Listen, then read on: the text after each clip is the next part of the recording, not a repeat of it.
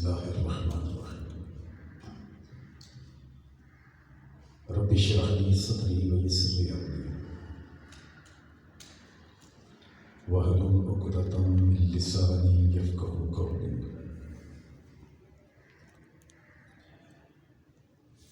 لك الحمد يا الله خلقتنا وهديتنا وأنقذتنا من النار. الصلاة والسلام عليك يا رسول الله. لقد بلغت الرسالة وأديت الأمانة ونصحت الأمة ومحوت الظلم وعلى آلك وأصحابك وأزواجك يا حبيب الله. قال الله تبارك وتعالى في الكلام المجيد: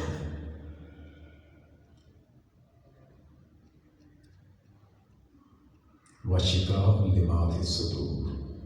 صدق الله العلي العظيم.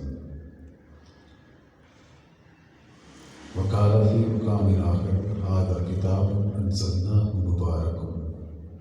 وقال في مقام آخر: كتاب أنزلناه إليك مبارك. صدق الله العلي العظيم. إن الله وملائكته يصلون على النبي يا أيها الذين آمنوا صلوا عليه وسلموا تسليما. درود پاک پڑھیے. الصلاۃ والسلام علیہ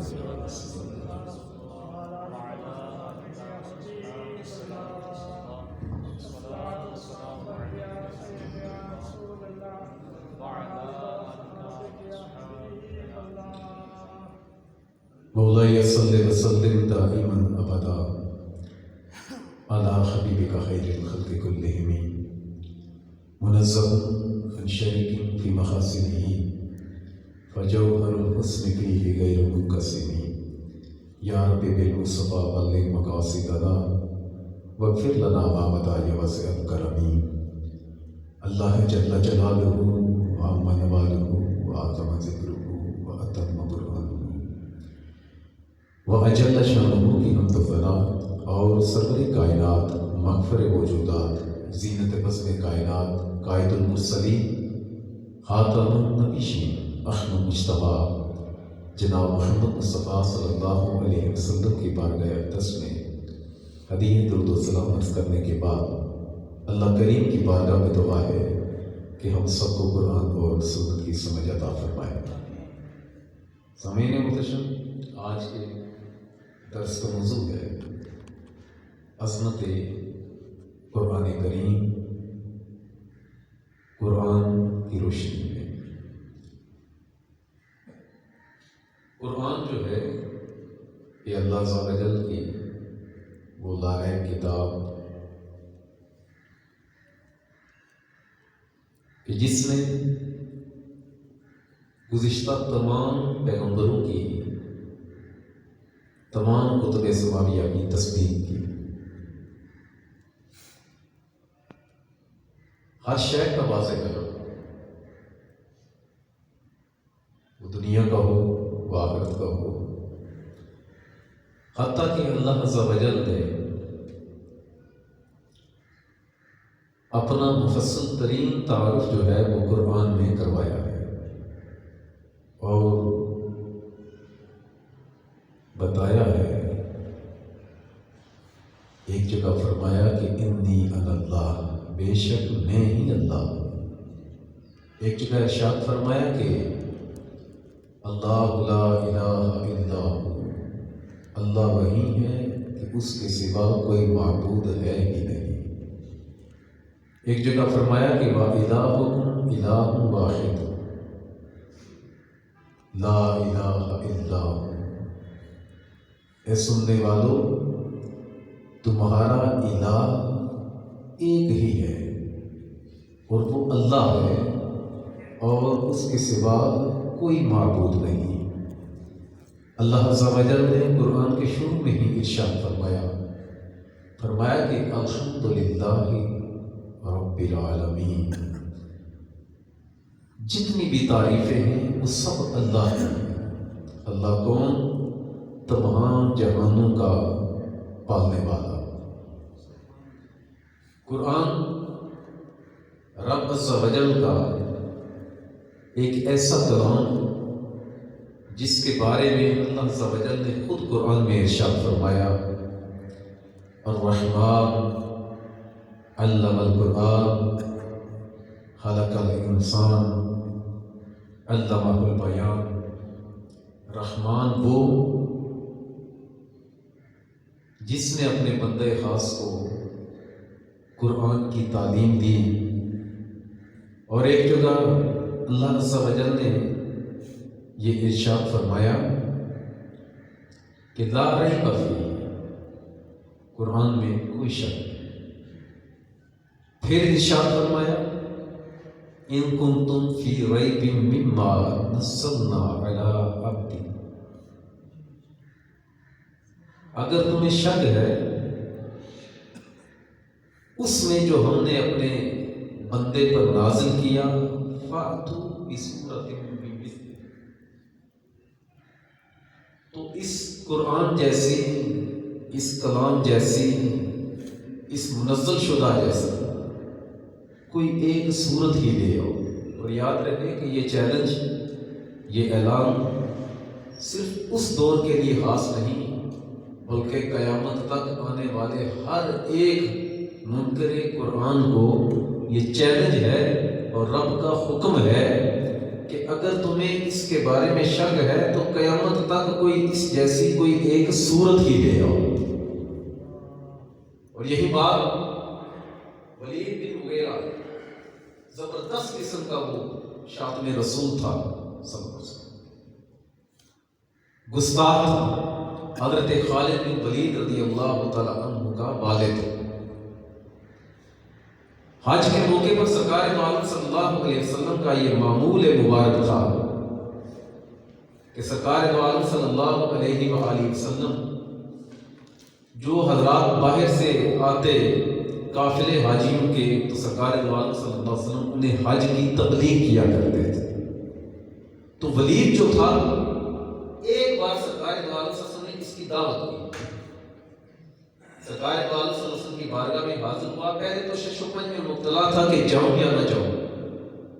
تو قریش کے اس وقت جو بڑے تھے تو انہوں نے کہا جانے میں کیا حرج ہے، تم نے جا کر جو ہے وہ کھانا ہی کھانا ہے۔ تو جب وہ وہاں پر آیا تو سرکار دو عالم صلی اللہ علیہ وسلم نے قرآن کریم کی تلاوت شروع فرمائی۔ کھانا کھا کر جب وہ واپس گیا تو اس نے کہا اے قبیلے والوں، اس بندے کی مخالفت سے باز آ جاؤ، کیونکہ جو میں نے اس کی زبان سے سنا ہے ایسا کلام میں نے کبھی سنا ہی نہیں۔ اور پھر یہ بات جب حج کا موسم آتا تو سرکار دو عالم صلی اللہ علیہ وسلم کا طریقہ کار تھا، معمول تھا کہ حاجیوں کو تبلیغ کرنے کے لیے سرکار دو عالم صلی اللہ علیہ وسلم حج کے اجتماع میں تشریف لے جاتے اور اسلام کی تبلیغ کرتے۔ ایک مرتبہ کفار نے میٹنگ کی، اس میں یہ ولید بھی موجود تھا۔ میٹنگ یہ ہوئی کہ سرکار دو عالم صلی اللہ علیہ وسلم کے حوالے سے یہ مشہور کیا جائے، کوئی ایسا لقب ان کے ساتھ لگا دیا جائے، کوئی ایسی بات کہہ دی جائے کہ حاجیوں کی نظر میں یہ مشکوک ہو جائیں تاکہ ان کا کوئی کلام سنے ہی نہ۔ تو اس وقت کفار نے یہ کہا کہ ہم انہیں ایک شاعر مشہور کرتے ہیں۔ ولید نے کہا تم سب میں سے بڑا شاعر میں ہوں، خدا کی قسم جو کلام وہ پڑھتا ہے، جو قرآن وہ پڑھتا ہے، وہ کسی بندے کا کلام نہیں، یقیناً وہ کسی اور کا کلام ہے، انسان کا کلام ہے۔ کہا کہ اس کو صاحب محسوس مشہور کرتے ہیں، معاذ اللہ جادوگر میں مشہور کرتے ہیں۔ کہا کہ اس کی باتوں میں ایسا جادو ہے کہ جو باپ کو بچوں سے جدا کر دیتا ہے، اس کی تبلیغ میں ایسا سوز ہے، گداز ہے، ایسی تاثیر ہے کہ لوگوں کے دل نہ چاہتے ہوئے بھی اس کی طرف راغب ہو جاتے ہیں۔ تو لوگوں نے کہا کہ ہم انہیں جو ہے وہ معاذ اللہ مجنون شروع کرتے، مجنون۔ تو ولید نے کہا انہیں مجنون کیسے کہو گے، جیسی باتیں وہ کرتے ہیں ایسا کوئی بندہ کر ہی نہیں سکتا۔ تو سرکار دو عالم صلی اللہ علیہ وسلم پر اللہ عز و جل نے جو قرآن نازل فرمایا، ایسا کلام فرمایا کہ اس کی مثل کوئی نہیں، اس کی مثل کوئی نہیں۔ اگر اس جیسی کوئی مثل لا سکتا تو اللہ قرآن میں کبھی بھی نہ فرماتا۔ قُلْ إِن كُنتُمْ فِي رَيْبٍ مِّمَّا نَزَّلْنَا عَلَىٰ عَبْدِنَا فَأْتُوا بِسُورَةٍ مِّن مِّثْلِهِ۔ اگر تمہیں شک ہے کہ یہ جو ہم نے اپنے بندہ خاص محمد صلی اللہ علیہ وسلم پر نازل کیا ہے تو اس جیسی اس کے مثل کوئی صورت ہی لے آؤ۔ ایسا قرآن، ایسا کلام لا ریب فیہ، جس میں کوئی شک نہیں، اللہ عز و جل کا ایسا کلام کہ جس کو اللہ نے ہی نازل فرمایا، نزلنا علی عبدنا، جس کو اللہ نے ہی نازل فرمایا، اور سورہ رحمان میں فرمایا الرحمن علم القرآن، رحمان وہ کہ قرآن تو اللہ نے ہی نازل فرمایا، رحمان نازل کرنے والا بھی خود اور محمد کو تعلیم دینے والا بھی اللہ خود ہے۔ اور پھر ارشاد فرمایا تنزیل من رب العالمین، یہ کوئی عام کلام نہیں بلکہ یہ وہ کلام ہے جو تمام جہانوں کے پروردگار نے نازل فرمایا ہے۔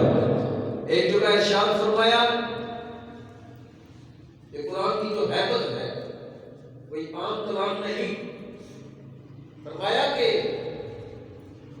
لو انزلنا هذا القرآن على جبل لرأيته خاشعا متصدعا من خشية الله، کہ یہ قرآن کو تم عام کلام سمجھتے ہو، اس کو برداشت کرنے کے لیے، اس کی تنزیل کو برداشت کرنے کے لیے پہاڑوں سے بھی بڑا کلیجہ چاہیے تھا، پہاڑوں سے بھی زیادہ حوصلے والا دل چاہیے تھا، اور وہ دل میں نے اپنے محمد کو عطا فرمایا، اور یہ قرآن میں نے اس دل پر نازل فرمایا۔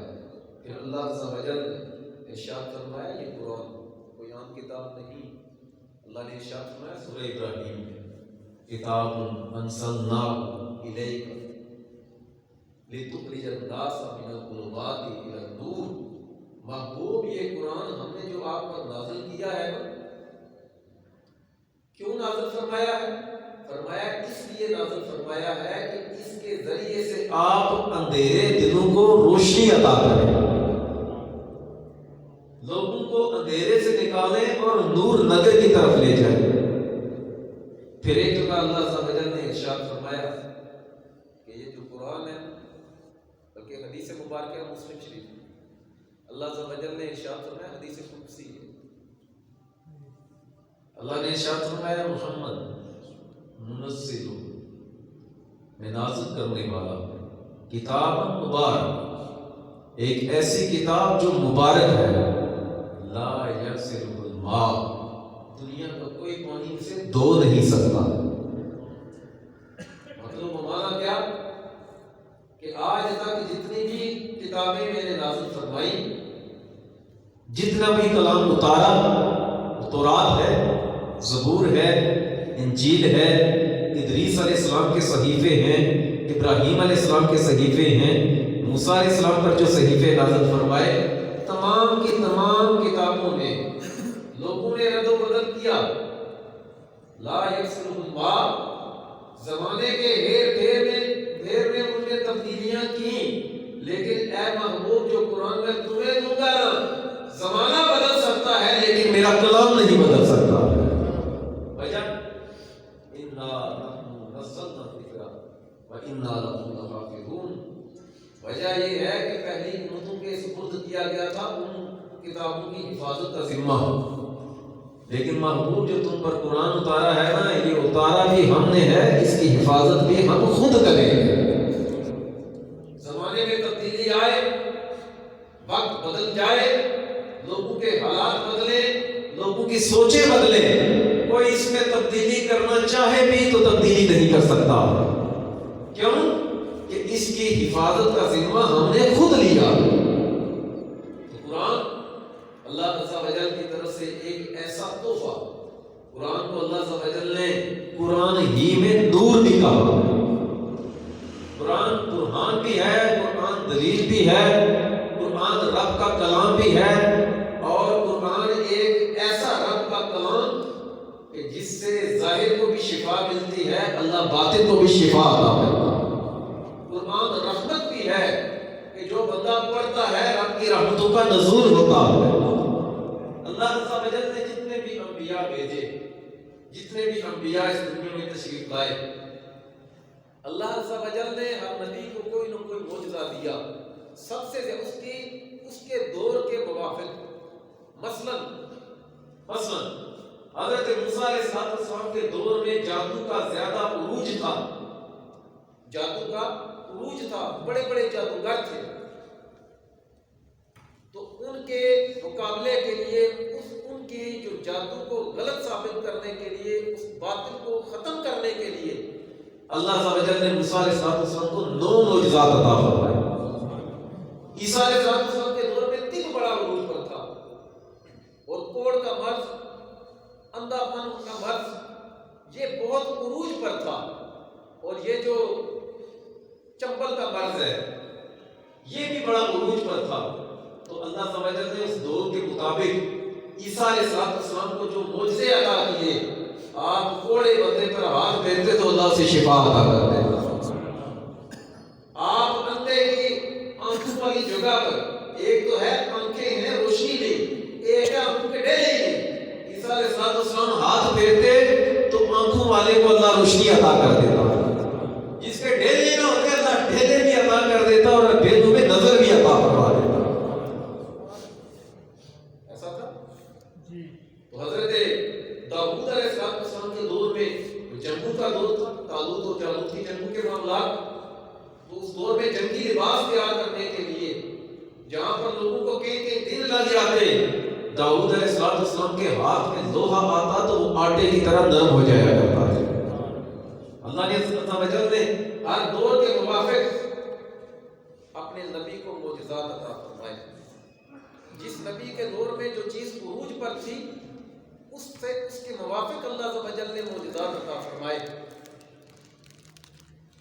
موسیٰ علیہ السلام کو اللہ عز و جل نے فرعون کے مقابلے میں وہ قوت عطا کی، فرعون اپنے آپ کو خدا کہتا تھا، معاذ اللہ، بلکہ یہ واحد بندہ ہے جس نے اپنے آپ کو اللہ تک بھی کہا، یہاں تک اس نے کیا، لیکن موسیٰ علیہ السلام نے ایک ڈنڈے کے زور پر اس کے سامنے سمندر کو چیر ڈالا اور یہ کچھ کر بھی نہ سکا۔ لیکن سرکار دو عالم صلی اللہ علیہ وسلم کا جب دور مبارک آیا، اس وقت شاعروں کا بڑا عروج تھا، کاہن لوگوں کا بڑا عروج تھا۔ اس وقت جو تھے مکہ شریف میں تقریباً 17 لوگ تھے جو پڑھنا لکھنا جانتے تھے، پڑھنا بھی اور لکھنا بھی، اس طرح کے لوگ موجود، کم مطلب اس تعداد میں تھے۔ مدینہ شریف میں تو یہودیوں کی یونیورسٹیاں تھی سمجھے۔ اس دور میں اللہ عز و جل نے سرکار دو عالم صلی اللہ علیہ وسلم کو جو معجزات عطا کیے، آقا کریم صلی اللہ علیہ وسلم نے اپنے کلام سے اور بالخصوص رب عز و جل کے قرآن سے بڑے بڑے شعراء کی بولتی بند کر کے رکھ دی، اور وہ پکار اٹھتے تھے کہ یہ جو کلام محمد پڑھتے ہیں یہ کسی بندے کا کلام نہیں ہے، یہ ضرور خالق کا کلام ہو سکتا ہے، اور ایسا کلام کہ جس کے بارے میں اللہ عز و جل نے خود فرمایا، اِنَّا نَحْنُ نَزَّلْنَا الذِّکْرَ وَإِنَّا لَهُ لَحَافِظُونَ، محبوب یہ قرآن ہم نے اتارا ہے اور ہم خود بھی اس کے محافظ ہیں۔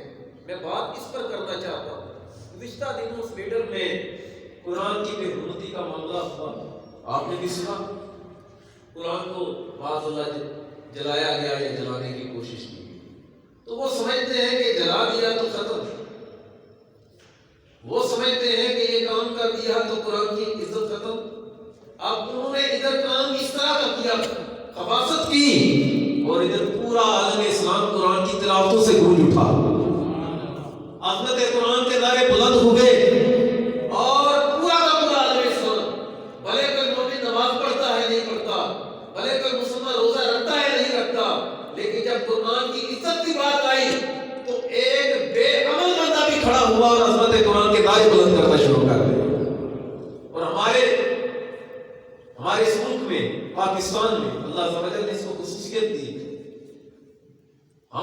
وقت حکمرانوں کا رونا روتے ہیں، لے کر کے ہم ہی آتے ہیں، یہ بھی ہم ہی سے اوپر جاتے ہیں، ہم ہی انہیں آگے لے کر آتے ہیں، فلاں نے کچھ نہیں کیا، فلاں نے کچھ نہیں کیا، فلاں نے کچھ نہیں کیا. خود کیا کرتے ہیں ہمیں خود بھی تو پتا ہونا چاہیے.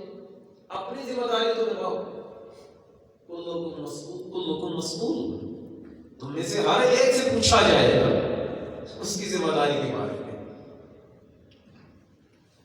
تو کہنے کا میرا مقصد یہ ہے کہ قرآن کوئی عام سی کتاب ہے یا کوئی ایسی کتاب ہے کہ جس نے جلا دیا اور کام ختم.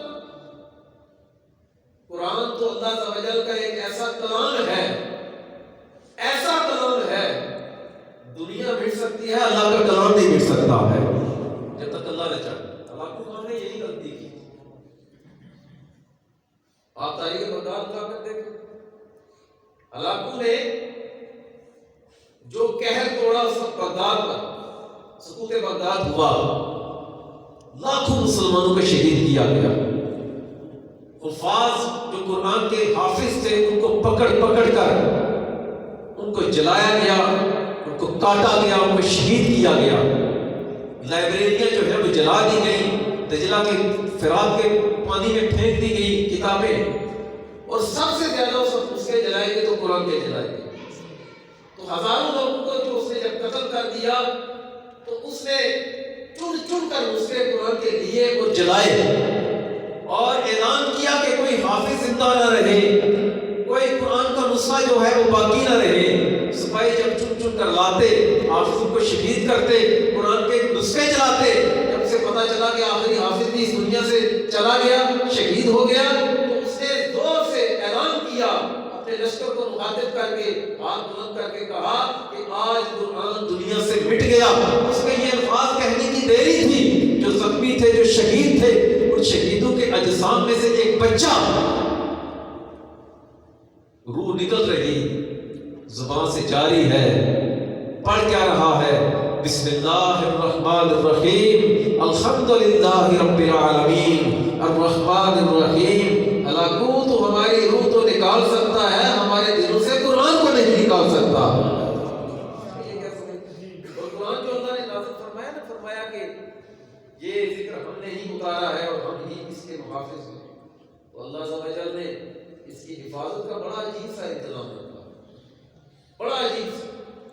اس کے مقابلے میں لانے کی کوشش کی گئی. آپ سلمان قذاب کے بارے میں پڑھیں، اس نے بھی سورہ فیل کے مقابلے میں اور دوسری سورتوں کے مقابلے میں بات کرنے کی کوشش کی، لیکن اس کے اپنے ہی کہتے تھے وہ جو مسلمان پڑھتے ہیں وہ کچھ اور ہے، جو تو پڑھتا ہے یہ کچھ اور ہے. اللہ عز و جل نے قرآن کی جو حفاظت کا معاملہ فرمایا کہ اس کو ہم نے اتارا ہے اور اس کے محافظ ہم ہیں، تو پھر اللہ نے انتظام بھی کیا. اور ایسا عجیب انتظام عقل انسانی سے ماورا. اور اللہ عز و جل کام لیتا گیا، اور قرآن کی حفاظت کے ساتھ ساتھ اللہ عز و جل نے اپنے نبی کی ناموس کی بھی حفاظت کی، نبی کے معجزات کی حفاظت کی، صحابہ کی حفاظت کی، تابعین کی حفاظت کی اور تبع تابعین کی بھی حفاظت کی. دنیا کے کسی بھی مذہب کے بارے میں آپ پڑھیں، اس کے جو پیشوا ہیں، بالخصوص انبیاء علیہ السلام کی امتوں کے بارے میں پڑھیں، ان کی جو امتیں ہیں وہ اپنے انبیاء کی جو سیرت ہے اس کو اتنا محفوظ نہیں کر سکے، ان کے حالات زندگی محفوظ نہیں کر سکے.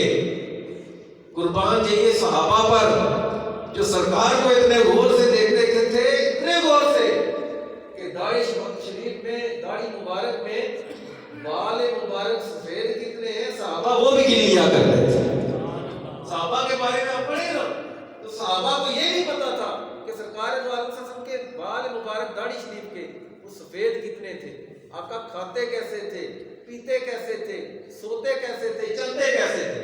تو حفاظت قرآن کی بات کرو، اللہ عز و جل نے سب سے پہلے قرآن کے متن کی حفاظت کی. اس کی جو ہم پڑھتے ہیں بسم اللہ الرحمن الرحیم الحمدللہ رب العالمین، جو قرآن کا یہ نسخہ ہے، یہ جو عربی متن ہے اس کا، جس زبان میں یہ نازل ہوا ہے، یعنی اللہ عز و جل نے جو قرآن ہے اس کے متن کی حفاظت کی. اور متن کی حفاظت کیسے کی؟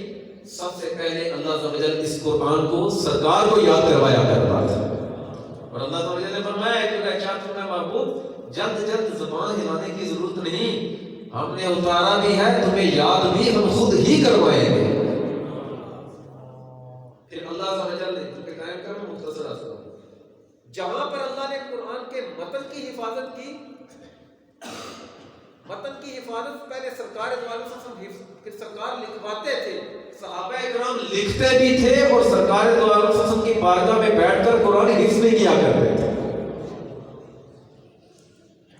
لکھائی کے ذریعے، حفظ کے ذریعے اللہ عز و جل نے قرآن کے متن کی حفاظت کی کہ پوری دنیا میں جو نسخہ میرے ہاتھ میں ہے قرآن کا، اس کا مقابلہ امریکہ، انگلینڈ، آسٹریلیا کسی بھی ملک کے قرآن کے نسخے میں کے ساتھ کر دے، جس طرح یہاں لکھا ہے نا الحمدللہ رب العالمین، اس نسخے میں بھی ایسے ہی لکھا ہوگا الحمدللہ رب العالمین۔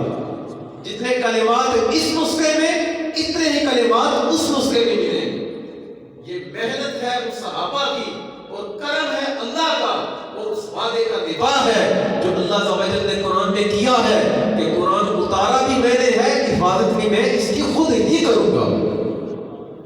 اللہ عز و جل اب دیکھیں نا کہ صحابہ کرام نے حضرت صدیق اکبر نے جمع کیا، حضرت عثمان غنی رضی اللہ تعالیٰ نے جمع کیا متن قرآن کی حفاظت۔ پھر اللہ عز و جل نے جہاں پر قرآن کے کلمات کی متن کی حفاظت کی، وہاں اللہ عز و جل نے قرآن کریم کے معنی اور مفہوم کی بھی حفاظت کی۔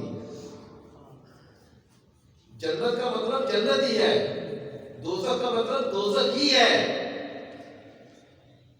فرشتوں کا مطلب ملائکہ کا مطلب فرشتے ہی ہیں،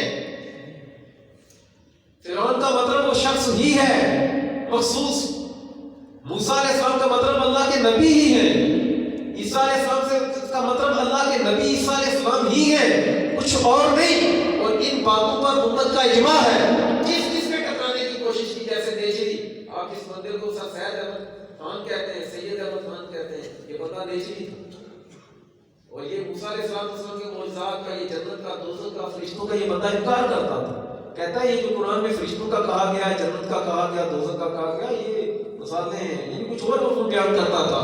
لیکن امت نے بڑی شد و وقت کے ساتھ، امت کے علماء نے اس کا رد کیا اور تمام دنیا کو پیغام دیا کہ 1400 سال بعد بھی اللہ عز و جل ہمارے ذریعے اپنے قرآن کی حفاظت لے رہا ہے، اس کے متن کی بھی اور اس کے کلمات کے معنی اور مفہوم کی بھی اللہ حفاظت لے رہا ہے۔ قل هو اللہ احد، فرما دیجیے وہ اللہ ایک ہے، تو اس کا مطلب اللہ ایک ہی ہے، اس کی کوئی اور توجیہ نہیں ہو سکتی۔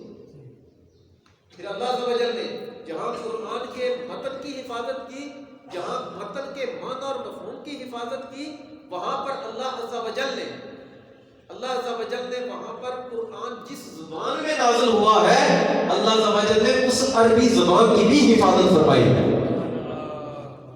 دنیا کی مختلف زبانیں آپ دیکھیں، اردو کو پہلے ریختہ کہتے ہیں، پھر یہ اردو کے بہت سے الفاظ آپ قدیم اردو آج سے 50 سال پہلے والی پڑھیں اور آج والی پڑھیں، 100 سال پہلے والی پڑھیں اور آج والی پڑھیں، آپ کو زمین آسمان کا فرق نظر آئے۔ یہ ہے نا، آپ علامہ کی شاعری پڑھیں، آپ غالب کی پڑھیں، میر تقی میر کی پڑھیں، میر داد کی پڑھیں، ابن انشاء کی پڑھیں، انہوں نے جو اردو استعمال کی اور آج جو ہم اردو بولتے ہیں، زمین آسمان کا فرق ہے نا۔ یہ بات صحیح ہے نا، لیکن اللہ عز و جل نے قرآن نازل کرنے کے لیے اس زبان کا انتخاب کیا جس میں رد و بدل ہو ہی نہیں سکتا۔ الحمدللہ رب العالمین، تمام تعریفیں اللہ کی ہیں۔ پڑھنا، سمجھنا، لکھنا، لکھوانا یہ اسی طرح ہے جس طرح سرکار کے سامنے ہوا ہے۔ اللہ نے قرآن کے متن کی حفاظت کی، قرآن کے معنی مفہوم کی حفاظت کی۔ قرآن نازل ہوتا تو سرکار بتا دیتے کہ اس آیت کا یہ معنی، یہ مفہوم ہے، اور پھر اللہ عز و جل نے قرآن جس زبان میں نازل ہوا، اللہ نے اس عربی زبان کی بھی حفاظت فرمائی ہے۔ آقا نے ارشاد فرمایا، حفیظ اللہ عرب سے محبت کرو۔ عرب سے کیوں؟ فرمایا کیونکہ میں عربی ہوں، جنتیوں کی زبان عربی ہے، اور اللہ نے جو قرآن نازل فرمایا ہے یہ بھی عربی میں نازل فرمایا ہے۔ عربی سے اس لیے محبت کرو کہ میں میں عربی ہوں، قرآن عربی ہے، جنتی عربی ہوں گے، جنتی کی زبان عربی ہوگی، تو مطلب کہ کسی چیز سے محبت کرنے کا کہا ہی اس لیے جاتا ہے جب بندہ کسی سے محبت کرتا ہے تو اس کا ذکر زیادہ کرتا ہے، جب محبت کرتا ہے تو اس محبوب کی حفاظت زیادہ کرتا ہے، جب محبت کرتا ہے تو شد و مد سے اس کو غور سے دیکھتا ہے۔ اللہ نے ایک ایسا نظام وضع کیا، ایسا طریقہ اختیار فرمایا، لوگوں کے دلوں میں بات ڈالی کہ پوری دنیا میں کوئی سری لنکا رہتا ہے، 56 یا 60 اسلامی ممالک ہیں، پاکستان رہتا ہے، سری لنکا رہتا ہے، انڈیا رہتا ہے، دنیا کے ہر ملک میں مسلمان موجود ہیں، مسلمان موجود ہے۔ اگر میں پڑھتا ہوں نا یہاں پر الحمدللہ رب العالمین، سری لنکا والا بھی اسی طرح پڑھے گا، امریکہ والا بھی اسی طرح پڑھے گا، آسٹریلیا والا بھی اسی طرح پڑھے گا، دنیا کے کسی کونے میں بھی چلے جائیں، کوئی بندہ جو مرضی ہی زبان بولتا ہو، وہ انگلش بولے، وہ اردو بولے، وہ عربی بولے، وہ پشتو بولے، وہ سندھی بولے، وہ بنگالی بولے، وہ جو مرضی زبان بولے، لیکن جب قرآن پڑھے گا تو یہی کہے گا الحمدللہ رب العالمین۔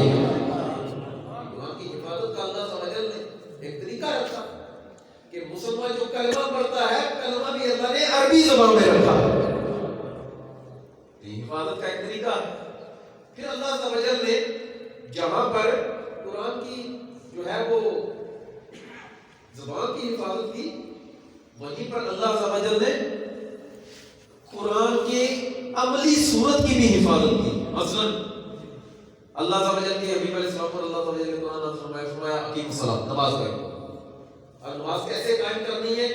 سرکار دو عالم صلی اللہ علیہ وسلم نے ارشاد فرمایا، مثال دے رہا ہوں، سرکار دو عالم صلی اللہ علیہ وسلم نے ارشاد فرمایا، صلو کما رأیتمونی اصلی، اس طرح نماز پڑھو جیسے تم مجھے نماز پڑھتے دیکھتے ہو۔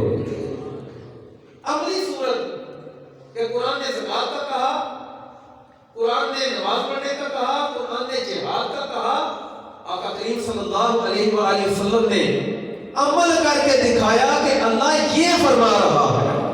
ہم جب پوری دنیا میں نماز پڑھتے، ہم نفل پڑھتے ہیں، ہم عید کی نماز پڑھے، ہم عید کے خطبے پڑھے، جمعہ کے خطبے پڑھے، یہ سب قرآن کی عملی صورت ہے جو سرکار کے ذریعے ہم تک پہنچی ہے۔ اللہ نے اس عملی صورت کی حفاظت کرنے کے لیے قرآن کی حفاظت فرمائی ہے۔ پاکستان سارے میں پابندی لگا دو نماز نہ پڑھیں، لیکن سعودی عرب والوں پر کیسے لگاؤ گے؟ ان پر بھی لگا دو، انڈیا والوں پر کیسے لگائیں گے؟ کورونا میں کتنی سختی تھی، روڈیں بند، لیکن لوگ کسو کس بھی چوک پہ پہنچتے تھے۔ میری بات سمجھ آ رہی ہے؟ اور لوگ دستے نکال لیتے، اور اسلام کا یہ قانون ہے، اسلام کی یہ فطرت ہے، جہاں جہاں اس کو دبایا گیا، اللہ عز و جل نے اسلام کو غلبہ بھی وہیں پر عطا فرمایا۔ آپ دیکھیں نا مکہ میں سرکار دو عالم وسلم کے ساتھ کتنے ظلم ہوئے، آپ پر سرکار دو عالم وسلم پر تشدد کیا گیا، صحابہ پر تشدد کیا گیا، آقا کی فیملی پر تشدد کیا گیا، سرکار دو عالم وسلم کو مکہ سے مدینہ کی طرف ہجرت کرنے کے حوالے سے پریشر ڈال، مطلب اتنے ظلم کیے گئے کہ یہ مکہ ہی چھوڑ دے، لیکن اس کے باوجود آپ نے دیکھا ہوگا قیامت تک، ہجرت کے بعد فتح مکہ کے بعد سے قیامت تک آج بھی پوری دنیا میں سب سے زیادہ اسلام کا اگر غلبہ ہے تو سرکار کے مکہ شریف میں ہے، وہیں پر دبایا گیا، وہیں پر اللہ نے حکومت بھی عطا فرمائی۔ نمبر 5، اللہ عز و جل نے قرآن پاک کو جس ماحول میں نازل فرمایا، اللہ نے اس ماحول کی بھی حفاظت فرمائی ہے، اس ماحول کی بھی حفاظت فرمائی ہے۔ مثلا پردے کی آیات نازل ہوئی، کیوں نازل ہوئی؟ عمر فاروق رضی اللہ عنہ نے عرض کیا، آقا آپ کی ازواج ہیں، یہ صحابہ کرام آتے ہیں، تو کیا یہ اچھا ہو کہ یہ پردہ کر لیا کریں، کوئی ان کی طرف آئے نہ، کوئی ان کی طرف دیکھے نہ، تو اللہ نے پردے کا حکم نازل فرما دیا۔ مطلب جو آیت کس مقام پر نازل ہوئی، کیوں نازل ہوئی، کس معاملے میں نازل ہوئی؟ جب بندہ قرآن کی آیات پڑھتا ہے تو وہ ماحول وہ منظر آنکھوں کے سامنے گھومنا شروع ہو جاتا ہے۔ اللہ نے قرآن کی حفاظت کے سلسلے میں قرآنی آیات کے اسباب نزول کی بھی، آپ علامہ سیوطی کی پڑھیں نور منصور، تفسیر ابن عباس پڑھیں، آپ مختلف تفاسیر پڑھیں، ایک ایک آیت کے شان نزول کے بارے میں لکھا گیا ہے کہ یہ آیت کس معاملے میں، کس جگہ پر، کس کے بارے میں نازل ہوئی ہے۔ جب بندہ آیت پڑھتا ہے، قرآن کا مطالعہ کرتا ہے، تو آنکھوں کے سامنے وہ منظر گھومنا شروع ہو جاتا ہے۔ قرآن کی حفاظت کا طریقہ ہے، اور حتیٰ کہ میں آپ کو یہاں تک بتاؤں، قرآن کی حفاظت کا ذمہ اللہ عز و جل نے یہ نظام ہی عجیب رکھا۔ آپ کچھ کتابیں الاتقان پڑھیں علامہ سیوطی کی، وہاں پر لکھا ہوا ہے کہ قرآن کی کون سی آیت زمین پر نازل ہوئی، کون سی بستر پر نازل ہوئی، کون سی جاگتے ہوئے نازل ہوئی، کون سی سوئے ہوئے نازل ہوئی، کون سی سواری پر نازل ہوئی، کون سی مکہ میں نازل ہوئی، کون سی مدینہ میں نازل ہوئی، کون سی آسمان پر نازل ہوئی، گرمی میں کون سی آیات نازل ہوئی ہیں، سردیوں میں کون سی نازل ہوئی۔ محمد نے تو یہاں تک محفوظ کر لی۔ پھر اللہ عز و جل نے اس قرآن کی حفاظت کے سلسلے میں ایک بڑا اہم نظام رکھا، وہ کیا؟ جس حبیب پر اپنا قرآن نازل کیا ہے، اس حبیب علیہ السلام کی سیرت کو بھی محفوظ رکھا ہے۔ میں نے کہا کہ صحابہ کرام کو نبی پاک صلی اللہ علیہ وسلم کی داڑھی مبارک کے اندر جو سفید بال ہیں، سفید بال، صحابہ کو یہ بھی پتا تھا کہ وہ بال ہیں کتنے، آقا زوزے کتنی رکھتے تھے، سرکار دو علیہ وسلم کا نال مبارک کیسا تھا، آقا امامہ کس طرح کا پہنتے تھے، آقا بیٹھتے کیسے تھے، آقا چلتے کیسے تھے، آقا تلوار کیسے پکڑتے تھے، حتیٰ کہ صحابہ کرام نے تو سرکار کی کوٹھیوں کے نسب تک کو بھی یاد رکھا۔ ایسا کہ سرکار دو علیہ وسلم اللہ عز و جل نے سرکار دو علیہ وسلم کی سیرت کے حوالے سے، اب جو سیرت بیان کرنے والے ہیں ان کی بھی حفاظت کرنی تھی، تو اللہ عز و جل نے سرکار دو عالم صلی اللہ علیہ وسلم کی سیرت کو محفوظ کرنے کے ضمن میں سرکار کے صحابہ کے حالات زندگی کو محفوظ کرنے کا بھی ذریعہ بنایا۔ آپ سورۃ الغابہ دیکھیں، صحابہ کرام کی تعداد 1 لاکھ سے زائد تھی، لیکن جو تاریخ ملتی ہے جن کے حوالے سے 8 سے 10 ہزار صحابہ کرام ہیں جن کی سیرت کے بارے میں ملتا ہے، باقی کے بارے میں اتنی ہی فضیلت کافی ہے کہ اللہ عز و جل نے انہیں سرکار کا صحابی ہونے کا مقام عطا فرمایا۔ اور میں ایک بات پچھلے دنوں بھی سوچ رہا تھا کہ سب سے زیادہ صدیق اکبر رضی اللہ عنہ، فاروق رضی اللہ عنہ، عثمان غنی رضی اللہ عنہ، حضرت علی رضی اللہ عنہ، ان ہستیوں کا ذکر زیادہ آتا ہے، اشرف مبشرہ کا ذکر زیادہ آتا ہے، اصحاب بدر کا ذکر زیادہ آتا ہے، احد والوں کا ذکر زیادہ آتا ہے، نام پر نام خلفائے راشدین اشرف مبشرہ کا ذکر زیادہ آتا ہے۔ تو میں سوچتا تھا کہ یہ کیوں؟ تو اس کا جواب تاریخ سے یہی ملتا ہے، جو سرکار کے جتنے قریب رہا اس کا ذکر بھی اتنا زیادہ بلند ہوا ہے، اور صحابہ کرام جن کا ذکر نہیں ملتا کتابوں میں، ایسا نہیں کہ ان کی فضیلت نہیں، ان کا مقام و مرتبہ یہی کافی ہے کہ اللہ عز و جل کے حبیب علیہ السلام کو ایمان کی حالت میں انہوں نے دیکھا ہے، اور ایمان پر ان کی وفات ہوئی ہے، اور اللہ عز و جل نے تمام انبیاء کے تمام صحابہ میں سب سے افضل و اعلیٰ مقام عطا فرمایا ہے تو سرکار کے صحابہ کو عطا فرمایا۔ آخری بات ہے یہ عرض کروں، وقت ہو گیا، آپ سمجھتے ہیں اللہ عز و جل کی توفیق عطا فرمائے۔